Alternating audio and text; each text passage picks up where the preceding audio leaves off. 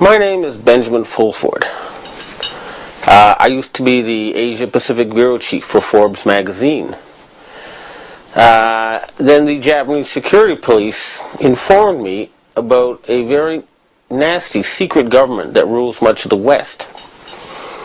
Once I found out these people existed, I knew they had to be overthrown. An ancient secret society has offered to help.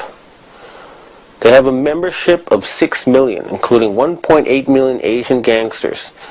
Their other members are highly intelligent individuals located throughout the highest levels of Asian society in Japan, China, Vietnam, and of course in all the Asian communities worldwide. They have united because they were able to show and confirm that SARS was a bioweapon aimed at killing Asians. People do not like being killed. And therefore, a fundamental change has happened in the world, which has still not made it to the surface in the corporate news. But in the intelligence world, people know that things will never be the same again. My involvement with the secret government started this spring when I interviewed former finance minister Heizo Takenaka. Dragon's Den.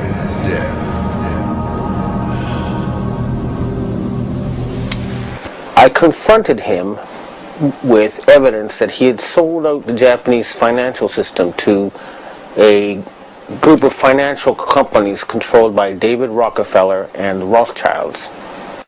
The very next day, I got an email from someone who said he was introduced by Mr. Takenaka and he wanted to meet somebody. The person I met gave me this Freemason badge, and he said to me that he was a professional assassin and that I could either stop exposing people, he said I could either continue exposing people and die at the age of 46, or I could become basically finance minister of Japan. Now I have all this proof on tape and video. This is apparently what happens to a lot of people on this planet. They get to a certain level and they're told either you join us or you die. And most of them join them, and that way they get the elite in their pocket. And that's the secret of their control. In my case, I would have probably had to do that too. Although, once I realized I had met an honest, genuine, high-level Freemason who told me there were 13 levels of Freemason above the 33rd degree, and that these people were God. There was no God, they were God.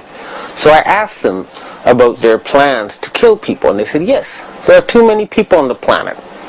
We need to get rid of several billion. And war doesn't seem to work, so we're going to use disease and starvation. Now, I don't know about you, but I couldn't live with something like that. And my first thought was I'll have to pretend to join them and try to, throw them over from the inside. And I suspect a lot of the people inside those groups have the same feeling. They hate being there, but they're scared. But they'd love it if these guys were overthrown. So you got to remember, not everybody in the secret government is evil. In fact, I'd be willing to bet a majority actually want to do good things for the planet, but they're scared. In my case, the very next day after I got this threat and offer of a bribe from the ninja, the guy who described himself as a ninja, a Chinese secret society contacted me. It's actually an Asian secret society. It's not Chinese. It's Japanese, Korean, Vietnamese. It's all of Asia. And they offered me protection. And this is their booklet. One of them. This is the booklet of the other. Now, people who know will know this is real. They have 6 million members. More, actually. Including 1.8 million gangsters and a lot of very intellectual people. They can mobilize all public opinion in Asia. So, with their protection, I continued exposing David Rockefeller. And earlier this year, I issued an ultimatum on Rents.com. The answer to the ultimatum was that the self-described assassin told me there would be an earthquake in Niigata Prefecture, Japan. And 2 days later, there were, on 2 consecutive days, earthquakes right on top of Japan's largest nuclear power plant. And I'll try to present this to people in the future. There was video taken of a ball of plasma in the atmosphere above Niigata on that day.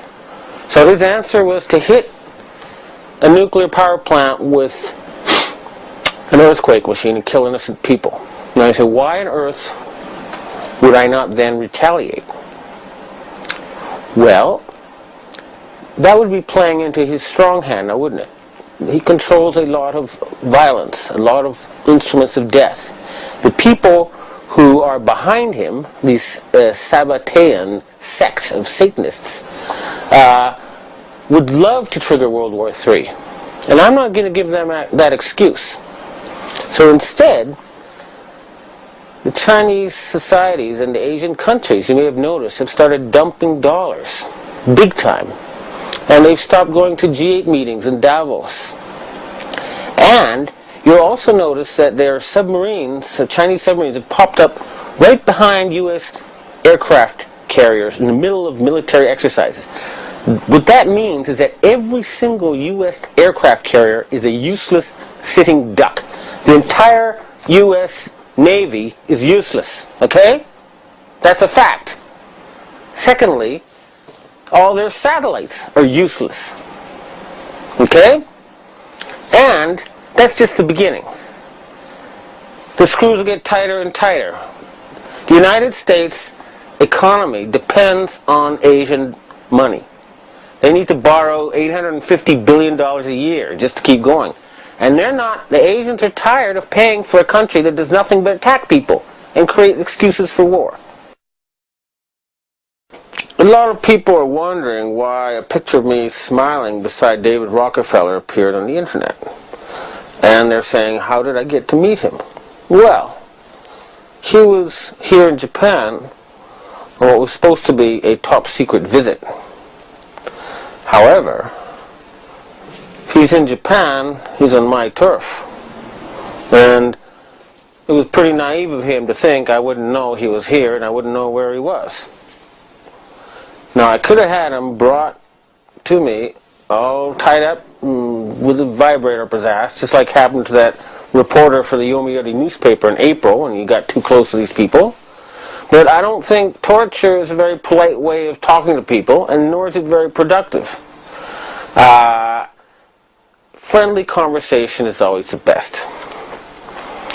Now, the interview may be a little bit disappointing in the sense that a guy like that is not going to go and just tell you, oh yes, I'm head of the secret government and I sacrifice children and I'm planning, to turn everybody into sheep. It's just not going to happen. You have to look for subtle signals. It's the rules of the game. I was a corporate journalist for 20 years. And I know that if you just ask those questions, they'll shut down the interview, you get nowhere. So if I said, why did you spread HIV and why did you create SARS? He would say to his bodyguard, get this Fruit Loop out of the room. That's how it works. So I had to operate within his matrix. And I hate going there. I hate that place. But I had to pretend I was a friendly journalist. And I had to sneak in the stuff I wanted to ask because, unfortunately, it would have been great if he could really hit him with this stuff, but it wasn't that circumstance. He was accompanied by the president or chairman of a fancy PR company, and a guy who looked like a heavy-duty Mossad type who could probably kill me in 3 seconds if it ever came to that. I came with a cameraman and myself, and now you may wonder, when you look at this interview, why I was not more aggressive. The reason is simple. Years of experience have taught me that you get nowhere with an aggressive interview. I would only get lies, and here's evasions and spiel, and the interview would be cut short. What I've learned over the years is that you got to appear like their friend when you interview them, or you're not going to get good information.